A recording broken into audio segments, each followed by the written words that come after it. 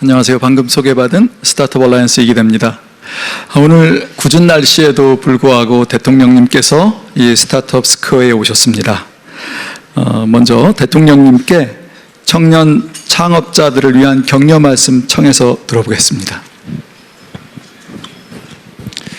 네, 오랜만에 원래 살던 곳에 와서 그런지 마음도 편하고 아주 익숙한 공간이라서 저도 기분이 아주 좋습니다. 온 세상이 어려움이 가득해 있어 보여도 결국 사람들이 만든 어려움이고 결국은 사람들의 지혜와 용기로 다 해결되어 온 게 인류 역사 아닌가 그렇게 생각됩니다. 사실 대한민국도 여러 가지로 어려움들이 닥치고 있습니다. 그러긴 하지만 우리 대한민국 국민들이 가지고 있는 위대한 위기 극복의 DNA라고 하는 것을 통해서 우리가 언제나 위기를 기회로 만들어서 새롭게 도약해왔고 지금 이 순간도 아마 그 도약이 이루어지고 있다고 생각합니다. 우리 청년들의 도전, 저도 지금도 청년이라고 생각하지만 결코 동의하지 않겠죠. 저도 청년기를 지나왔고 또 인생이라는 것도 그렇지만 사실은 에너지를 가지고 용기 있게 뭔가를 새롭게 시작해 볼 수 있는 시기라고 하는 게 그렇게 많아 보이지는 않습니다. 지금 이때쯤 여러분들이 세계를 무대로 큰 꿈을 가지고 시작하지만 두려움도 많이 있겠죠. 그런데 지금은 정말로 청년들의 용기와 도전을 통해서 새로운 시장, 새로운 가능성, 새로운 기술들을 확보하지 않으면 우리가 세계 경쟁에서 이겨나가기 어려운 그런 시대가 됐습니다. 그런데 제가 참 아쉽게 생각하는 것은 우리 사회에는 이 실패에 대해서 너무 가혹한 것 같아요. 한번 넘어지면 다시는 일어나기 어려운 그런 세상이 돼서 옛날에는 실패는 성공의 어머니라고 그러고 젊어서 고생은 사서도 한다 이런 얘기했는데 요즘 그런 얘기하면 뺨 맞는다고 그러더라고요. 네가 세상을 몰라도 너무 모르는구나. 요즘은 한번 실패하면 끝이고 도전의 기회도 그렇게 자주 주어지는 게 아니다 라고 해요. 실제로 여러 가지 제도적으로 보면 일종의 연대보증, 한번 사업이 망하면 개인이 완전히 신용불량자가 되고 다시는 이렇게 정상적인 경제활동을 못하게 옥죄는 제도들도 많습니다. 근데 제 경험으로는 똑같은 역량을 가진 사람이면 똑같은 의지와 용기를 가진 사람이라면 사실은 실패해본 사람이 성공할 가능성이 훨씬 많거든요. 통계적으로도 그렇다고 합니다. 그리고 실제로 투자 문화가 많이 발달한 나라들, 그런 사회에서는 똑같은 조건이면 실패 많이 한 사람을 선택한다고 해요. 근데 우리도 그렇게 재도전이 가능한, 과감하게 도전하고 실패를 얻어도 다시 일어설 수 있는 그런 환경을 우리가 만들어야 되겠죠. 제가 다른 사람한테 할 얘기가 아니고 제가 해야 될 저의 다짐을 얘기하는 것입니다.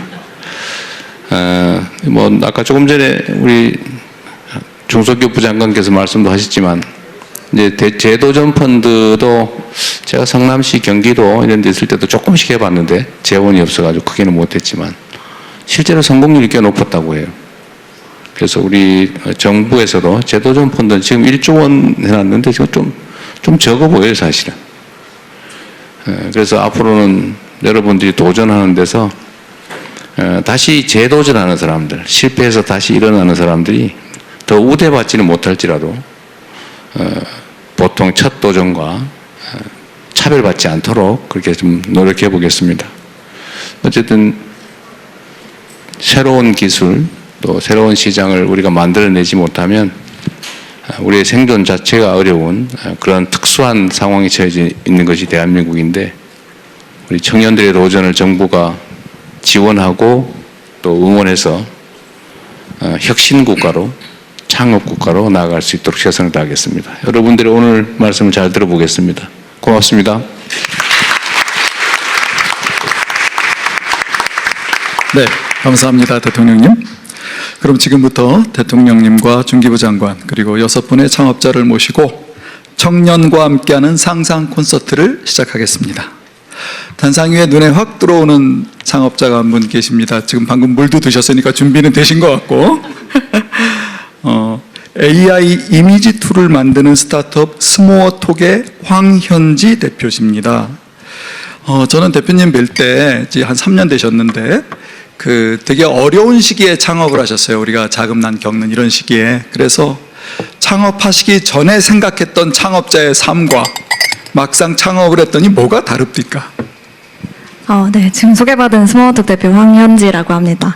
그러니까 저희가 지금 사업을 하는 거는 이제 한국인들이 좀 쓰기 쉬운 AI 이미지 생성 편집 툴을 운영을 하고 있어요. 그래서 이미지라는 게 한국인들의 좀 취향이 있고 좀 트렌드가 있고 하다 보니 한국인이 한국어로 쓰기 쉬운 또 좋아하는 취향의 그런 AI 이미지를 제작할 수 있게 돕고 있는데요. 근데 이런 사업을 하기에 앞서서 이런 사업을 해나가는 과정에서 초반에는 좋은 제품만 만들면 되는 거라고 생각을 했습니다.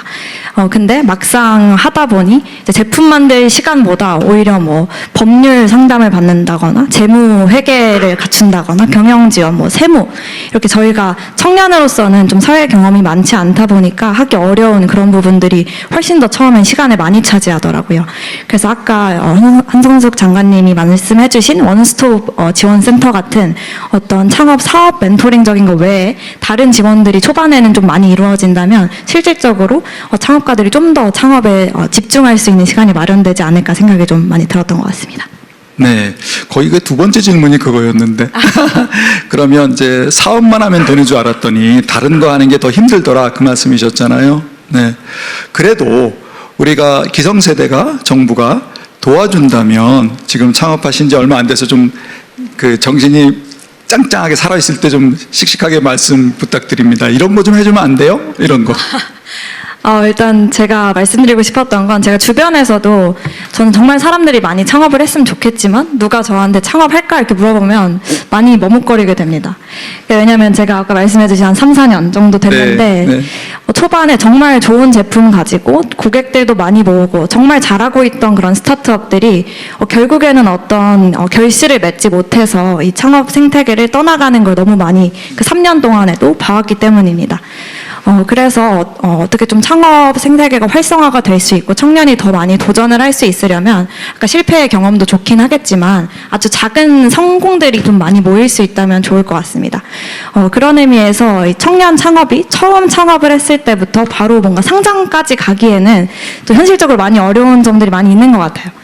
그래서 오히려 M&A 시장이 활성화가 돼서 더 빠른 M&A를 하고 그리고 다시 재도전을 더 쉽게 할 수 있는 기틀이 마련이 되면 좋지 않을까 생각을 합니다. 예를 들어 미국도 이제 젊은 창업가들이 빠르게 이제 엑싯을 하고 그다음에 그걸 기반으로 이제 재창업을 하고 또 더 큰 성공을 거둬서 창업 생태계에 환원하는 그런 구조, 선순환 구조가 정말 많이 이루어져 있습니다. 근데 우리나라의 경우에는 제가 봤을 때는 많은 한국의 좋은 선배 창업가분들이 도움을 주고 계시지만 거의 손에 꼽을 수 있습니다. 그만큼 뭔가 되게 큰 성공이 아닌 이제 작은 성공들을 이뤄내고 재도전을 할 수 있는 무대가 적다고 많이 느꼈던 것 같습니다. 그래서 M&A 시장의 활성화가 좀 될 수 있도록 기성세대와 그리고 정부 측에서 많은 적극적인 지원을 해주실 수 있다면 특히 지금은 또 전통 기업들이 AI 전환이 되고 디지털 전환이 되는 때이다 보니까 이런 IT 역량이 있는 청년 기업들과의 그런 합이 좀 잘 이루어질 수 있지 않을까 하는 기대를 해보겠습니다. 네, 이상입니다. 감사합니다. 사실 오래된 숙제이기도 하고 스타트업들만을 위한다기보다는 우리 대기업들도 스타트업으로부터 혁신적인 아이디어를 얻을 수 있는 서로 윈윈하는 거죠. 두 번째는 우리 K-뷰티 솔루션을 수출하고 계시는 홍일호 대표 팩토스퀘어입니다.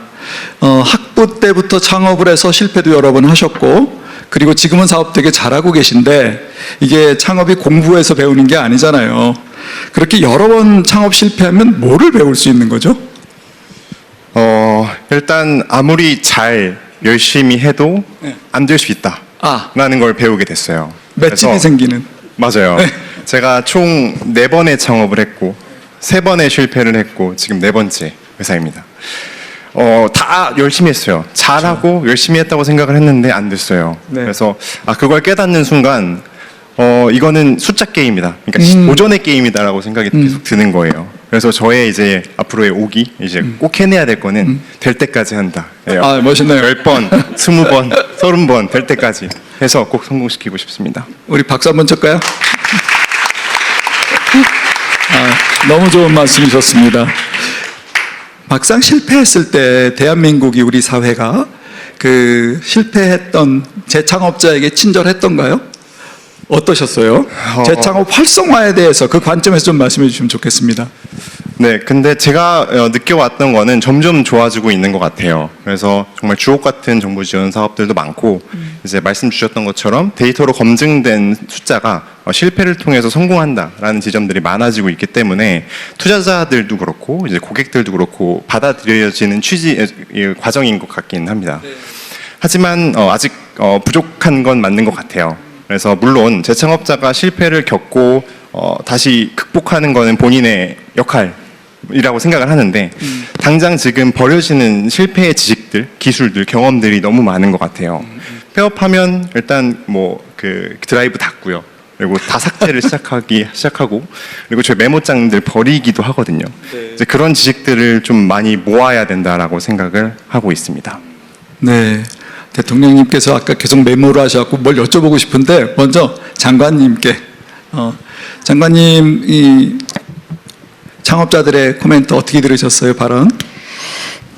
저도 한 25년 전에 이렇게 제가 직접 창업은 안 했지만 이제 창업 그 준하는 멤버로서 일했을 때 그 법률 모르고 정부에 내리는 서류 처리하는 거 잘 몰라가지고 제가 사고 쳤던 적이 있습니다. 그래서 같이 일했던 개발자가 군대에 갈 뻔했습니다. 제가 병역 관련 서류 잘못 처리해가지고, 그러니까 이 사실은 서비스만 잘 만들면 혹은 기술 개발만 잘하면 상품만 잘 만들면 창업할 수는 있는데 갈 수는 없습니다. 계속 갈 수는 없어서 그때 알게 된 것이 이건 회사를 만드는 일이구나. 그러니까 창업이라는 것이 우리가 상품을 만드는 일이 아니고 회사를 만드는 일이고 회사를 만드는 일은 함께 일하는 사람들을 좋은 사람들을 구하는 일이구나라는 걸 그때 같이 알게 됐습니다. 그래서 이제 그 다음에 한 게 경영과 재무를 할 줄 아는 좋은 분을 모셨고 그분이 이제 회사 와서 보시면서 제가 쳤던 사고들을 많이 어우러서 만지시고 그리고 인사 관련 문제도 굉장히 컸습니다. HR 관련된 것들을 어떻게 할 건지 조직 관리 어떻게 할 건지 근데 그때 들었던 게 실리콘밸리에 있는 그 글로벌 기업들은 그런 일들을 해주는 전문 기업들이 많아서 초기에 창업해도 외부에 이제 주로 아웃소싱이라 이야기하지만 전문 기업들의 도움으로 굉장히 대기업에 준하는 수준의 서비스를 받을 수 있다는 걸 제가 그때 20몇 년 전에도 들었습니다. 그래서 정말 좋겠다 이런 생각을 했는데 그런 부분의 서비스들을 이제 정부가 좀 더 보완해서 이번에 원스톱 지원센터 이야기했던 부분들도 그런 부분들을 좀 도와드려야 되겠다라는 생각을 했고요. M&A 부분과 엑시 부분은 이제 계속 많은 말씀들을 나누고 있기 때문에 이런 부분들은 이렇게 제도적으로 보완될 거라고 보시면 될 것 같고요. 그리고 벤처 스튜디오라고 하는 부분의 제도를 생각하고 있는 부분도 그겁니다. 성공한 창업가가 투자와 그 투자를 머물지 않고 그 뒤에까지도 같이 도와줄 수 있는 형태의 제도들이 요즘 많이 나오고 있어서 그런 부분들도 같이 하실 수 있게 해드리고 아까 제도적 말씀하실 때 저는 회사들이 다 좋은 경력자 뽑느라고 애쓰거든요. 그러니까 이 창업에 그 실패한 창업 혹은 창업을 했던 횟수도 경력으로 봐도 되지 않나. 그러면 창업에 경력이 많은 사람들 그리고 창업을 해서 어떤 경험을 쌓은 사람들에 대한 투자나 이런 부분들도 저희가 투자 심사할 때도 한번 뭐 제도화할 수 있을까 하는 부분들도 고민해보고요. 실리콘밸리에서는 너는 3번이나 트라이를 해봤냐라는 얘기를 한다고 들었습니다. 그래서 우리도 좀 그렇게 바꿔보는 문화를 만들어 봐야 되겠다라고 생각하고 있습니다. 네, 감사합니다. 희망이 보이네요. 대통령님, 제가 평소에 대통령님께서 우리가 실패의 경험을 자산화해야 된다라는 말씀을 하셨다는 말씀 듣고 정말 좋았는데요. 오늘 우리 마침 제도전으로 성공한 창업자도 오고 그래서 어떻게 느끼셨는지 좀 말씀 청해 듣겠습니다. 네.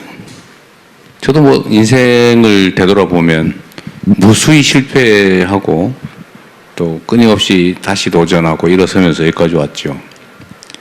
우리 홍일호 대표님, 아직은 성공했는지 아닌지 모르겠는데, 자, 이런, 예를 들면 용기가 꺾이지 않고 언젠가는 정말로 하나의 결실을 맺었으면 좋겠어요. 지금 3번 실패하고 4번째라 그랬나요? 엄청 힘들 것 같은데 표정은 되게 좋으세요. 네. 아직은 에너지가 많이 남아있는 것 같은데. 어쨌든 우리 공동체 정부가 해야 될 일이 이런 새로운 도전들, 끊임없는 도전들이 꺾이지 않도록 또 새로운 기회를 향해 우리가 나아갈 때 실패의 경험들이 좌절의 그 아픔이 아니고 경험의 축적으로 이렇게 될 수 있게 지원해야 되겠다는 생각이 듭니다. 상품을 만드는 것보다 회사를 만들어야 된다는 얘기가 약간 가슴 아픈데 사실은 창업하는 입장에서는 회사를 만들기보다는 상품과 서비스를 만드는 데 집중해야 되는데 거기에 너무 많은 에너지가 행정 비용에 들어간다, 행정에 들어간다는 것 같습니다.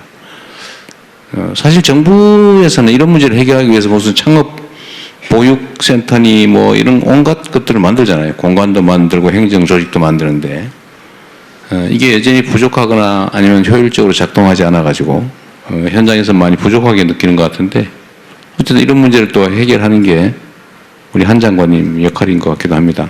현장에서 오셨으니까 정말 상품과 서비스 개발에만 기술 개발에만 집중할 수 있는 환경을 만들어주는 거 중요할 것 같아요.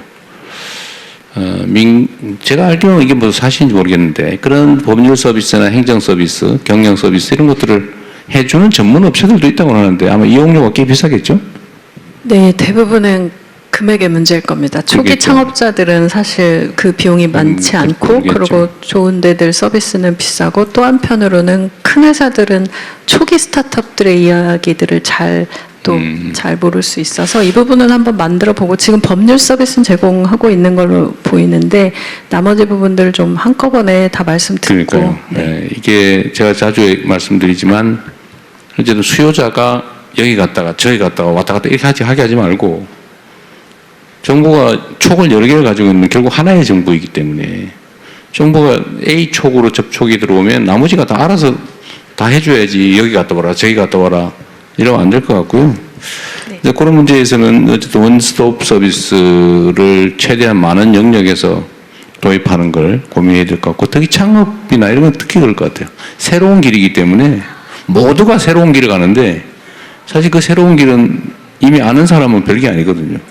처음 가는 사람들은 너무 어려운 길이어서 상품과 서비스 개발이야 모든 게 처음이겠지만 그러나 행정과 지원은 뻔한 것이어서 그건 정부에서 각별히 좀 더 관심 갖도록 하겠습니다. 4번째에서는 5번째 넘지 않고 성공하길 바랍니다. 대통령님의 격려 말씀이셨습니다. 1호 대표님. 네, 창업 전반 지금 짚어봤고요. 다음은 요즘 뜨고 있는 딥테크와 AI 인공지능 쪽에 대해서 우리 대표님 2분 모셨습니다. 먼저 리튼 테크놀로지 이세영 대표께 제가 질문 드려보겠습니다. 학부생 때 창업을 하셨어요. AI의 가능성을 보고 창업하셨고 지금은 사용자의 편의성과 생산성을 높이는 어플리케이션, 우리 주로 AI 에이전트라고 하죠. 네, 그쪽 서비스를 제공하고 있다고 합니다. 자, 이제부터 질문이에요. 이번 정부 들어서 AI 지원 위원회도 만들어지고 정책도 빠르게 나오고 있죠. 현장을 뛰는 창업자로서는 그 변화들에 대해서 어떻게 보고 계신지 의견 좀 공유 부탁드립니다. 네, 반갑습니다. 저는 리튼 테크놀로지스의 이세영이라고 하고요. 저는 사실 지난주에 그 대통령님 국무회의 뉴스를 보고 정말 깜짝 놀랐습니다. 그때 말씀 주셨던 게 이제 그 국민들이 이제 핸드폰을 딱 열어서 저기 제일 싼 곳 찾아서 시금치와 뭐 김밥 쌀 재료 몇 인분 좀 주문해 주세요 하면 이런 이제 미래 비전을 말씀 주셨는데 이게 이제 정말 이제 미래 AI 시장에서 그 격전지로 불리고 있는 AI 에이전트에 대한 그리고 AI 에이전트 중에서도 지금은 업무용 에이전트들이 많습니다. 업무용 AI들이 많은데 정말 국민 생활 속으로 들어간 생활형 에이전트의 미래 모습을 아주 선명하게 말씀 주셨던 것입니다. 근데 저희 이 AI 에이전트가 앞으로 정말 중요할 거라고 저는 생각을 하고 있는데요. 왜 중요하냐면요. AI 에이전트가 그 국민 유저한테 그 김밥을 최저가로 이제 주문까지 해주기 위해서는 정말 많은, 적게는 수십 번, 많게는 수백 번 AI 모델 호출이 필요합니다. 이 AI 모델 호출, 또 그 AI 모델이 돌아가는 AI 반도체 칩, 모든 것의 가장 큰 이제 수요처가 될 수 있는 그 영역이 바로 AI 에이전트인데, 이런 가능성 때문에 사실 정말 치열한 경쟁들이 지금 이루어지고 있습니다. 아까 말씀드린 대로 지금은 업무 에이전트들이 위주가 됐지만 이제 곧 1, 2년 내로 생활형 AI 에이전트들이 많이 등장하게 될 겁니다. 이 국민들의 AI 에이전트는 실제로 그런 많은 최저가부터 시작해서 즉각적 효능감을 느끼게 해줄 텐데, 이 영역을 잘 잡아야 우리가 이제 AI 모델, 저희도 지금 그런 국가대표 AI의 이제 참여 기업으로 어플리케이션 영역에서 하고 있는데, 그런 부분부터 AI 반도체까지 그 생태계가 함께 성장할 수 있는 영역이지 않을까라는 생각을 하고요. 그래서 저희도 지금 정말 많은 해외 그 빅테크 기업들이 한국에 이런 생활형 AI 에이전트를 위해 진출하고 있습니다. 저희도 이제 학생 창업으로서 또 지금 이런 AI 에이전트 시장을 경쟁하기 위해 전국민 무료 AI 그 서비스를 2년 전부터 운영하고 있고요. 그 과정에서 정말 많은 실패도 있었고 많은 또 치열한 경쟁들도 있었는데, 모태펀드부터 시작해서 중기부의 다양한 프로그램들이 이 학생 창업팀도 이런 꿈을 꿀 수 있는 그런 많은 지원들을 해주셨다 생각을 하고요. 네, 그래서 이런 AI 에이전트 부분에 많은 앞으로 관심이 있으면 저희 AI G3 비전 너무나도 좋고, 또 AI 고속도로 로드맵, 그리고 이런 김밥 에이전트 사례처럼 그런 많은 관심까지 있을 때 정말 많은 AI 유니콘들 탄생할 수 있다고 저는 생각을 합니다. 그리고 이 유니콘들이 단순히 이제 또 유니콘으로 멈추는 게 아니라, 유니콘을 목표로 삼는 게 아니라, 유니콘이 됐을 때 글로벌 빅테크들과 한번 제대로 싸워보는 시작점이자 출사표처럼 인지하기 위해서는 이 유니콘 이후에 그런 포스트 유니콘 지원 정책들도 지금부터 많이 고민되면, 앞으로 한 2, 3년 뒤에 유니콘이 많은 나라를 넘어서 유니콘 너머의 그런 데카콘, 더 위대한 회사들이 탄생하고 또 국민들의 많은 AI 에이전트 서비스 줄 수 있는 그런 미래가 나올 수 있지 않을까, 그런 소망을 하고 있습니다. 네, 감사합니다. 사실 두 번째 질문은 그 대표님께서 하시는 사업하고는 조금 상관이 있을 수 있으나, 지금 AI 생성 스타트업 회장도 하고 계시니까 여쭤보고 싶었어요. 지난 10여 년의 스타트업은 우리 사실 디지털 전환이라 B2C 소비자 스타트업이 많지 않았습니까? 그런데 이제 AI 쪽은 B2B 버티컬 시장이 많을 거라고 예상을 하고 있는데, 우리나라는 제조업 강국이고, 그 제조업 강국과 이제 그 B2B 스타트업들, AI 스타트업들이 이제 만나야 되는데, 우리 준비가 되고 있나요? 어떻게 보세요? 네, 정말 뛰어난 AI 모델을 만들기 위한 그런 독자 LLM을 위한 그런 많은 프로젝트들도 지금 진행되고 있고요. 저희도 사실 정말 많은 초기 스타트업들을 함께 봅니다. 저희도 아직 초기라고 생각을 하고요. 그래서 그런 수많은 AI 그 스타트업들의 그 혁신성들을 봤을 때, 그런 기업들의 문제를 풀고 기업의 AI 전환을 가속화시키는 그런 특화된 회사들과 스타트업들도 많이 생기고 있고, 또 뿐만 아니라 그런 이 생활 속 AI 에이전트들을 만들어 나가는 스타트업도 되게 균형 잡히게 지금 많이 등장하고 있다고 저는 생각을 하고요. 네, 그렇게 생각을 하고 있습니다. 네, 감사합니다. 옆에 계신 나라 스페이스 테크놀로지의 박재필 대표께 여쭤보겠습니다. 올해 상장 기사 떴던데 잘 준비되고 계신지요? 네, 거의 모든 프로세스를 마무리를 했고요. 저희가 이제 잘 원만하게 진행된다면 올해 말에 상장을 할 수 있을 것이라고 기대하고 있습니다. 네, 잘 되셨으면 좋겠고요. 그 나라 스페이스 테크놀로지는 100kg 이하의 초소형 위성을 제조, 운영하는 소프트웨어까지 하시는 회사죠. 네. 그래서 창업하시 10년 동안 거의 외로운 길을 걸어오셨을 거라고 짐작이 됩니다. 이 상당한 시간이 걸리는데 매출이 나올 때까지 투자사나 정부의 지원이 없다면 정말 할 수 없는 업종 같아요. 그래서 딥테크 스타트업들이 잘 되려면, 꼭 대표님 얘기 아니라도 상관없어요. 딥테크 스타트업들이 잘 되려면 우리나라에서 어떤 생태 요소가 필요할까요? 제가 드리고 싶은 말씀이 너무 많은데 간략히 아니, 짧게 하셔야 돼요. 짧게 말씀드리도록 하겠습니다.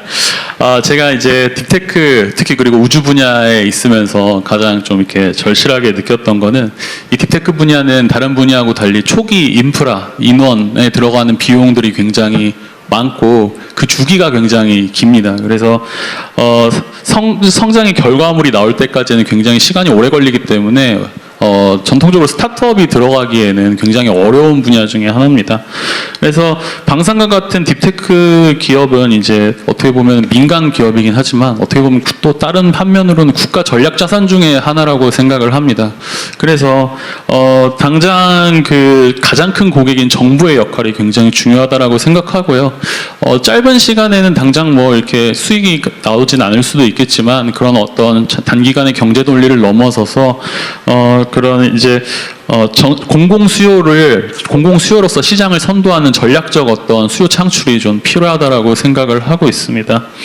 그래서 현재에서도 여러 지원 트랙이 있긴 합니다. 뭐 방산 분야도 그렇고 우주 분야도 그렇고 여러 트랙이 지원 트랙도 있고 여러 지원 정책도 있는데 실질적으로는 업체에게 도움이 되지 않는 경우가 있어요. 뭐 예를 들어서 글로벌 시장에 나가면 기술은 좋은데 너희 정부에서 이 서비스를 쓰고 있니? 쓰고 있잖아 않아요 라고 하면 그러면은 나중에 다시 와라 뭐 이런 식으로 말씀을 하는 거기 때문에 그런 어떤 초기 기업에게 수요를 만들어주고 실제 정부에서 그거를 사용하고 그다음에 신기술에 대해서 굉장히 좀 거부감을 가지고 있고 보수적인 시장 중에 하나거든요. 근데 그런 부분을 어떤 별도의 트랙을 마련을 한다던가 적극적으로 이런 딥테크 스타트업들의 기술들을 차용을 해서 실제 정부에서 사용하는 사례들을 만드는 게 굉장히 중요하다라고 생각합니다. 뭐 예를 들어서 미 우주군 같은 경우에는 이제 명백하게 이제 민간과 군의 역할을 명시를 하고 있고 이러한 조건을 만족을 하면은 민간의 어떤 기술들을 적극적으로 차용을 하겠다 이렇게 명시를 하고 있고요. 뭐 이렇게 민간에서 기술을 가져가거나 이렇게 되면 이러한 요구 조건이 안 돼서 안 돼 이렇게 가능성을 초기에 차단하는 것보다 컨설팅을 해주면서 이러한 부분을 보완하게 되면은 우리가 더 잘 사용할 수 있다. 그래서 성공적으로 스타트업들과 정부기관들이 안착을 하고 같이 협력을 하는 또 그리고 정부 같은 경우에는 이제 빠르게 변화하는 기술 시장들을 스타트업들로 대응을 하는 그렇게 상부상조하는 결과를 낳을 수 있다고 생각을 합니다. 네, 감사합니다. 마침 이 자리에 방사청 차장님께서 오셨다는 말씀을 들어서 혹시 계시면 마이크 좀 챙겨주십시오. 네, 차장님 감사합니다. 제가 여쭤볼게요. 지금 우리 K방산 대단하잖아요. 근데 이제 우리 또 딥테크 스타트업들은 또 이렇게 늘 짝사랑하는 그 부처거든요. 스타트업들과 이제 우리 기존의 K방산들과 또 부처와 지금 어떤 그림을 그리고 계신지요? 우선 저희가 이제 정부 지원 사업으로 스타트업들을 지원해 주는 사업이 있습니다. 네. 뭐 이제 대표적으로 혁신 100 기업을 선정을 해서 AI, 우주, 드론 이런 기업들의 우수한 기업들을 선정을 해서 정부가 이제 실증을 해주고 그 기술력을 인정을 해주고 그러면은 이제 체계 기업들이 그 기업들을 이제 협력업체로 사용을 합니다. 실제 그렇게 해서 체계 기업에 납품한 기업들도 있고 제 바로 옆에 이제 대표 기업으로 앉아 계신데 그리고 이제 니어스랩이라는 AI 기업은 실제 그게 이제 UAE에 수출도 되기도 했습니다. 근데 조금 전에 이제 말씀하신 그 위성 분야는 아직 이제 그 분야까지는 정부가 이제 실증하는 단계까지는 가지 않았고 앞으로 이제 저희도 상용 위성을 우리가 군 위성 외에 상용 위성도 서비스를 구매하려고 내년부터 시범 사업을 계획하고 있습니다. 그래서 좀 전에 이제 이 콘서트 전에 잠깐 방문을 했었는데 아마 좀 가능성이 충분히 있을 거라고 생각을 하고 있습니다. 네, 감사합니다. 대통령님 혹시 말씀 주실 거 있으신지요? 우리 이제 산업 구조가 사실은 크게 변하게 될 텐데 그 중에 이제 우주 방위 산업 이 영역이 대한민국 입장에서 매우 중요한 산업이라고 생각되고 저는 그 부분을 집중적으로 육성을 해볼 생각입니다. 그 중에 저는 대한민국이 처하고 있는 지정학적 위치 그리고 아마 앞으로도 진영되기 이렇게 격화될 가능성이 매우 높고 대한민국이 차지하고 있는 지정학적 위치가 매우 불안정해서 방위산업을 대대적으로 우주 방위산업을 대대적으로 키워놓는 게 대한민국 국방력과 국력을 키우는 길이어서 이 부분은 앞으로도 매우 집중하게 될 부분이라는 말씀을 드리면서 용기를 내시기 바랍니다. 그 이번에 보면 우크라이나전에서도 이제 보여진 건데 사실은 이제 전통적인 그 전차나 뭐 미사일 이런 게 거의 무용지물이 물론 필요하죠 기본적으로. 그런데 그게 과연 그만큼 돈 들인 만큼 효용을 발휘하냐는 전혀 아니었던 것 같아요. 그 마분지로 만든 드론 폭탄이라든지 그 나무 상자로 만든 뭐 이게 상당히 유용하잖아요. 거의 싸게. 근데 그건 결국 기술인데 이런 방산 분야에서는 지금 우리나라도 저번에 제가 방산 관련 일종 토론회도 한번 했었는데 너무 대기업 중심의 전통 무기 중심으로 지금 편제돼 있어서 그때도 방위산업에 관계된 벤처 스타트업들이 뭐 이런저런 얘기가 상당히 많았어요. 근데 거기에도 저는 기회를 줘야 되겠다. 그 틈새를 만들어야 되겠다고 생각하고 있고요. 그게 결국 아주 세밀한 첨단 미래 기술 분야들이 될 가능성이 많죠. 특히 인공지능 분야는 어쨌든 그 부분에 대해서는 관심과 지원을 대대적으로 늘 생각이라는 말씀을 드리고요. 창업도 좀 많이 해주시면 좋겠습니다.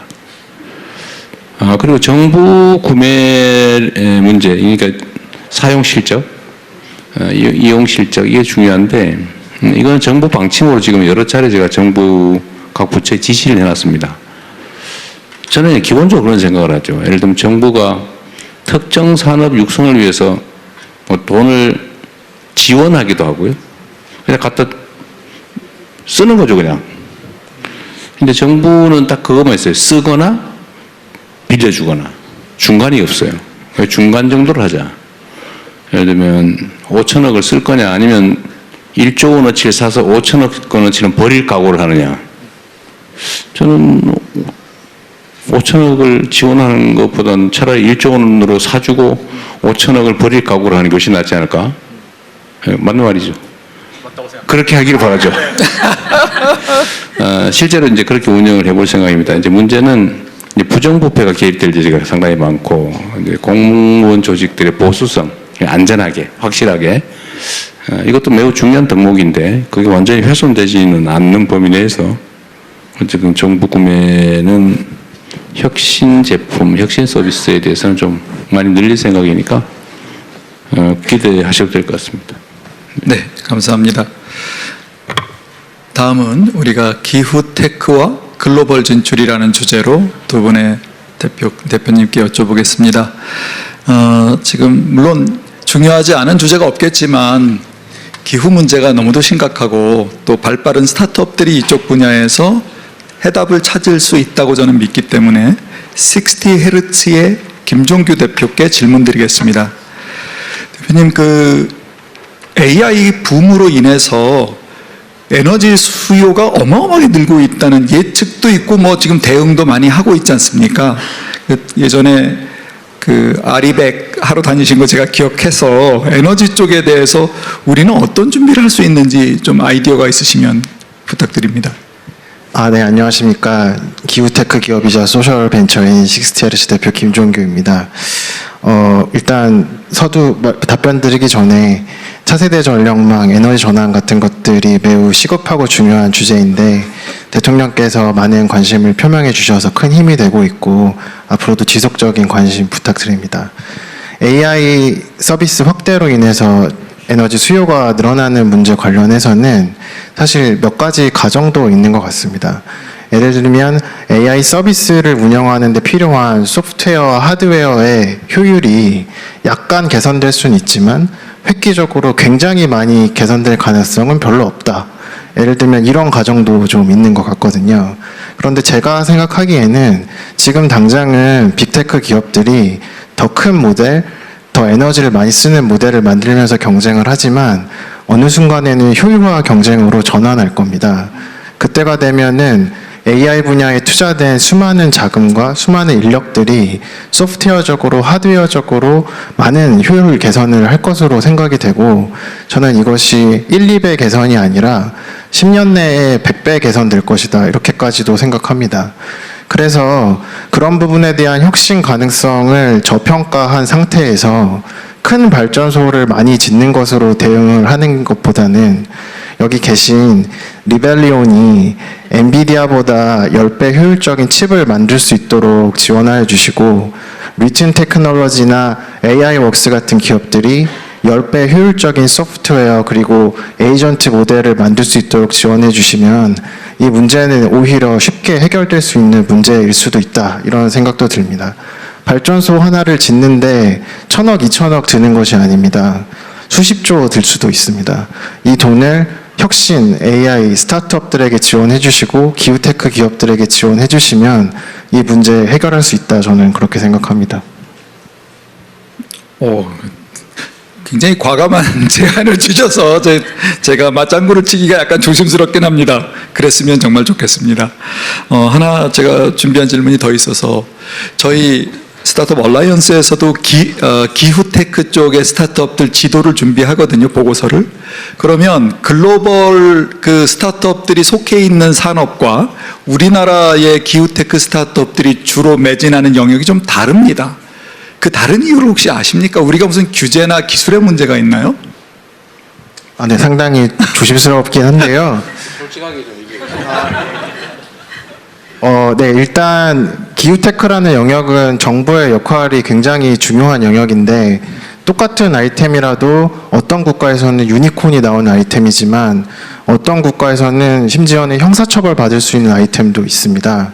그래서 그렇게 정부의 역할이 중요한데 한국의 상황을 제가 살펴볼 때에는 약간 모순적인 구조도 존재합니다.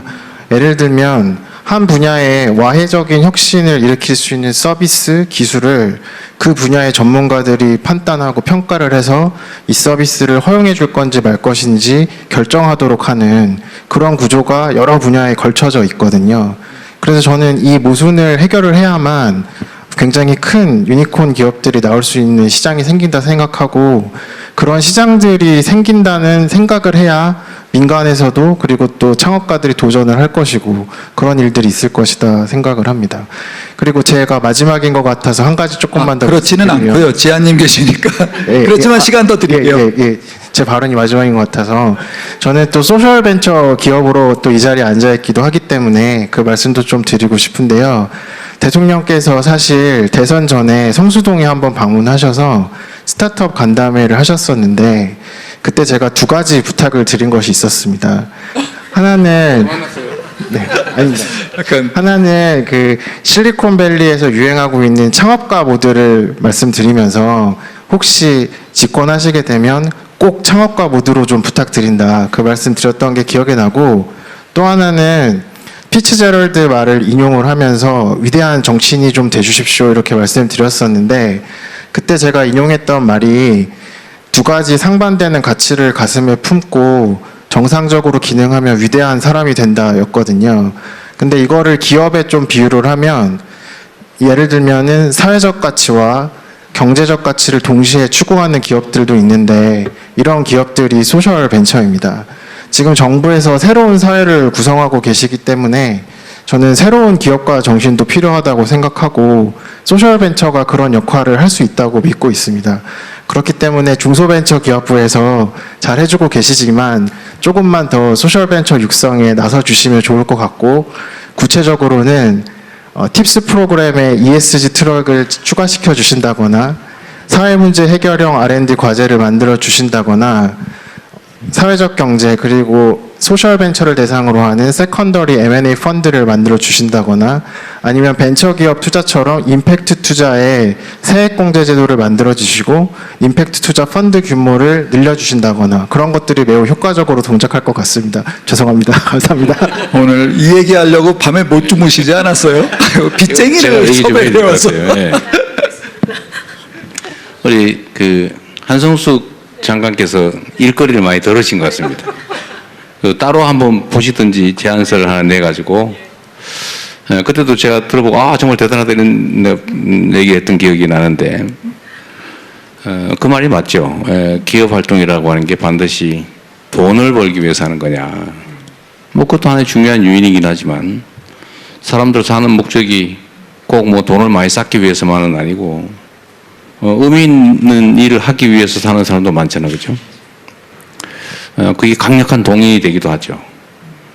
제가 스페인의 협동조합 그 현장을 한번 갔다 온 일도 있는데 이태리를 거쳐서 그 협동조합들이 기본적으로는 돈을 막 많이 벌자고 하는 일은 아니지만 그게 불경기에도 매우 적응력도 높고 구성원들의 만족도도 매우 높고 임금 수준도 상당히 높고 그렇다고 뭐 글로벌 경쟁에 부족하지도 않더라고요 보니까.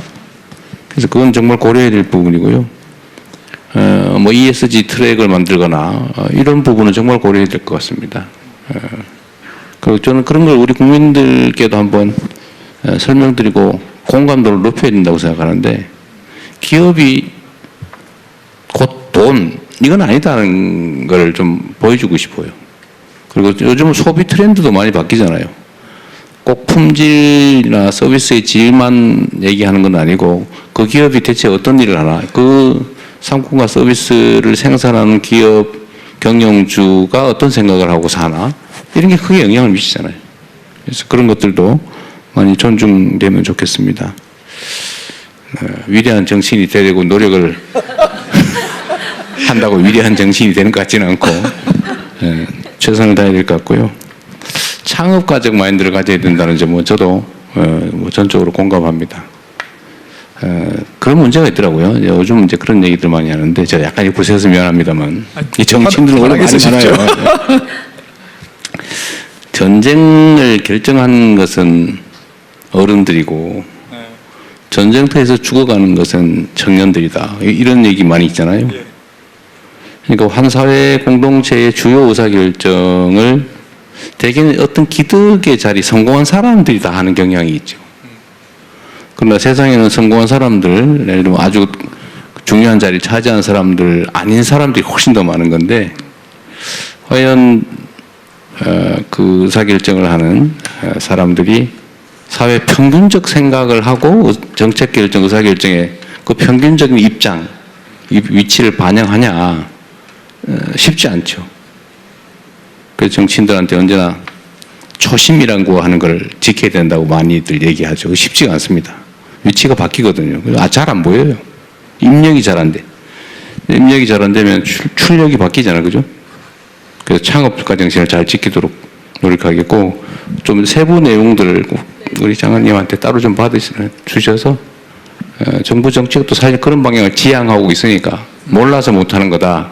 이렇게 생각해 주시기 바랍니다. 예. 많이 제안해 주세요. 예. 그리고 마지막으로 저도 마지막일 것 같아서 아니 마지막이 아닌데 아까 한 얘기 중에 정부에 뭐가 문제가 있다고 그러면서 말을 안 했거든요. 결국은 한번 해보세요. 아무도 뭐라 그러지 않을 테니까 예. 솔직히 한번 얘기해 보세요. 문제가 있으면 네, 고쳐야지. 예를 들면 그냥 좀 직설적으로 말씀드리면 우리가 유니콘 기업이라고 말하면은 잘 회자되는 기업들 예를 들면 쿠팡, 토스의 비유를 해보겠습니다. 쿠팡이 만약에 이마트에 도전하지 않고 위협적이지 않으면 유니콘이 될 수 있을까요? 토스가 은행에 위협이 안 되고 금융권에 도전하지 못하면 유니콘이 될 수 없지 않을까요? 근데 기후테크 기업, 에너지 기업 이런 곳들은 그런 체계 자체가 불가능한 구조들이 많이 있어서 사실은 이런 구조를 그대로 둔 채 유니콘 기업 육성을 한다고 해도 한계가 좀 크다 그런 생각을 하고 있습니다. 너 구체적으로 얘기해 보라니까. 뭐 예를 들면 독점적으로 뭔가 하고 있는 다양한 분야들이 공공 주도로 하고 있는 영역도 있고 물론 그것들이 다 이유가 있다고 생각합니다. 그렇지만 그런 분야에 스타트업들이 도전하고 혁신을 만들어내고 위협적일 수 있는 수준까지 비즈니스를 할 수 있는 환경이 주어져야 사실은 그 분야에서도 유니콘이 나온다 생각하거든요. 그래서 저는 민간에 더 많은 기회들이 좀 주어졌으면 좋겠고 특히 스타트업들에게 그런 기회들이 많이 주어졌으면 좋겠습니다. 아주 직설적으로 얘기하면 네. 한전의 독점 얘기하는 건가요?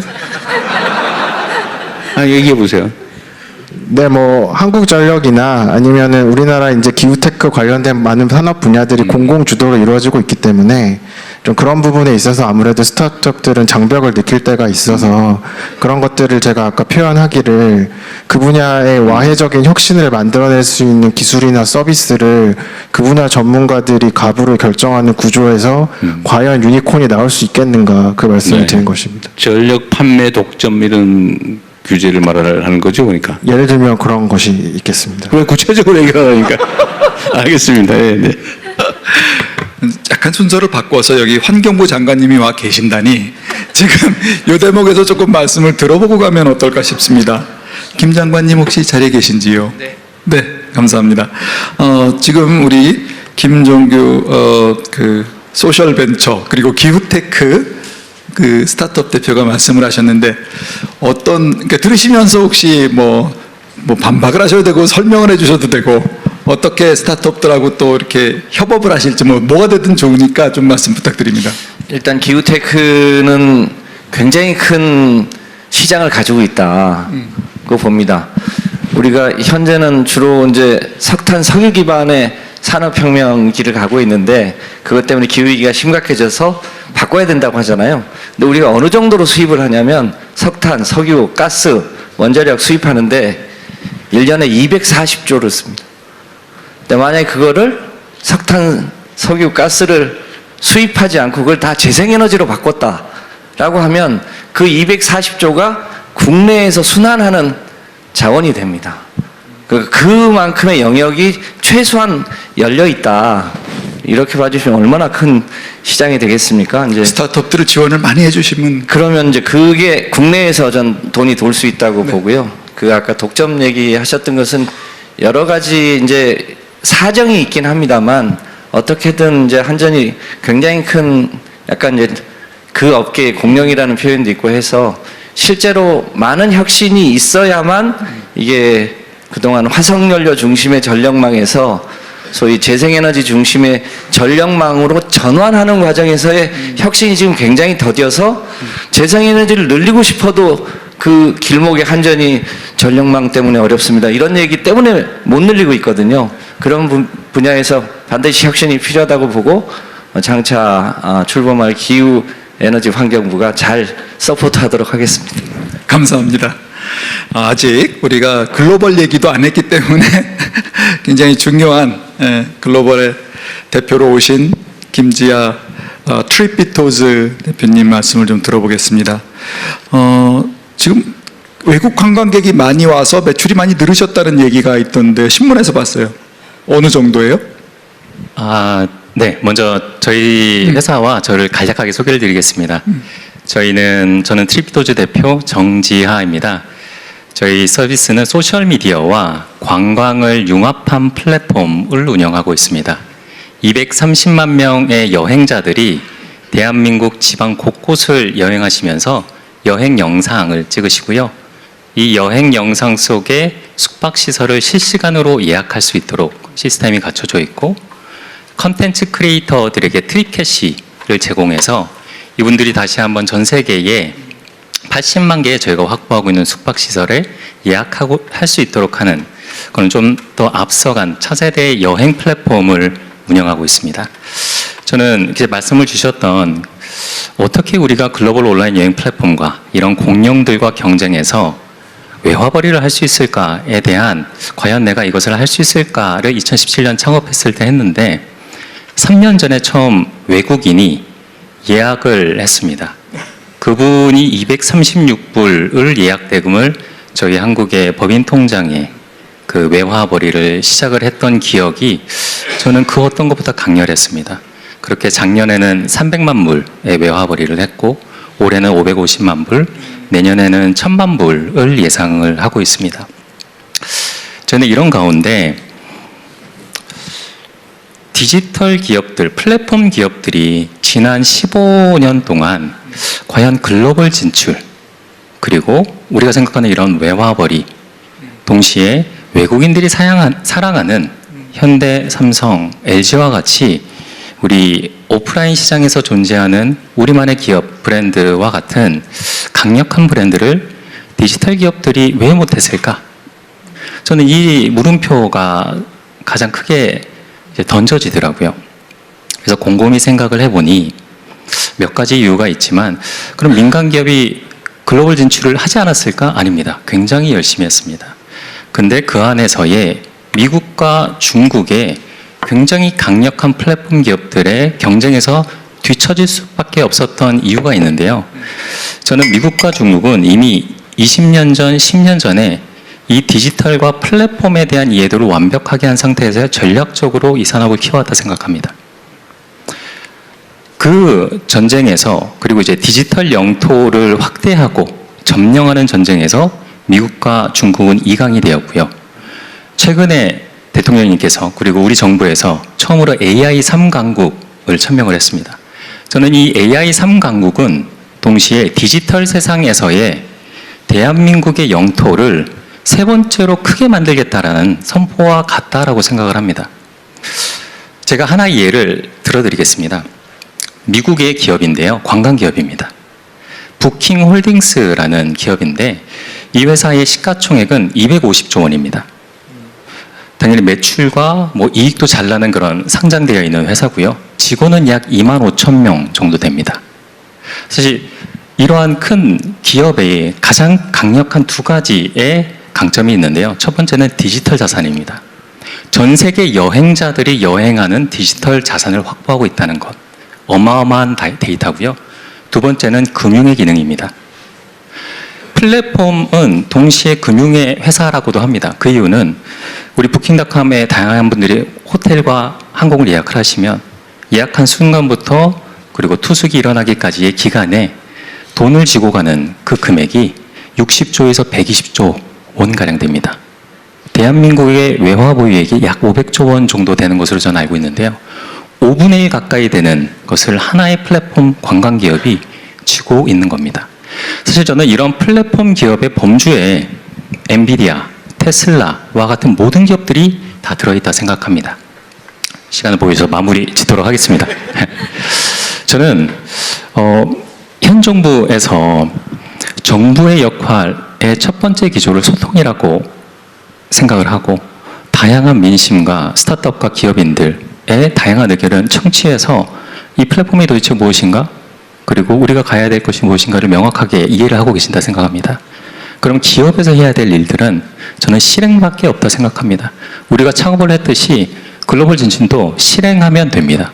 그래서 저는 여기 계신 70여 명 분의 스타트업 대표님들이 계시다고 알고 있는데요. 여기에서 우리 한국의 GDP의 10%를 이 자리에 있는 기업분들이 하시는 날이 머지 않았지 않았나? 이런 생각을 하면서 마무리하도록 하겠습니다. 감사합니다.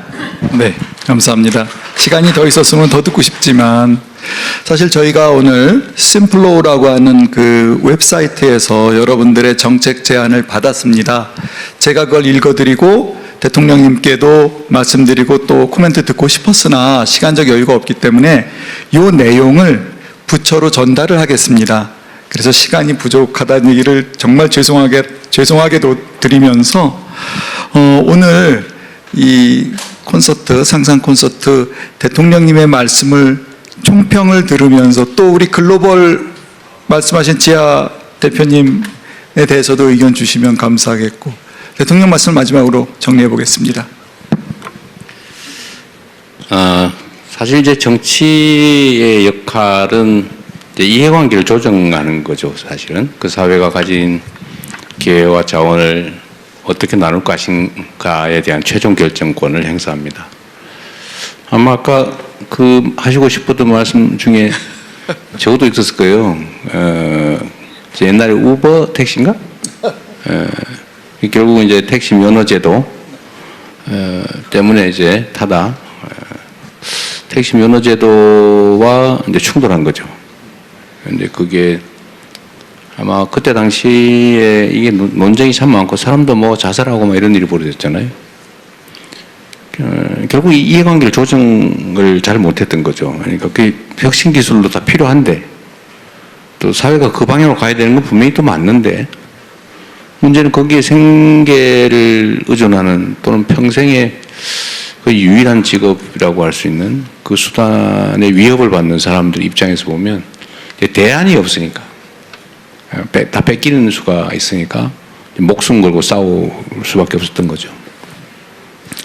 아마도 이런 영역들이 많이 생겨날 것 같아요.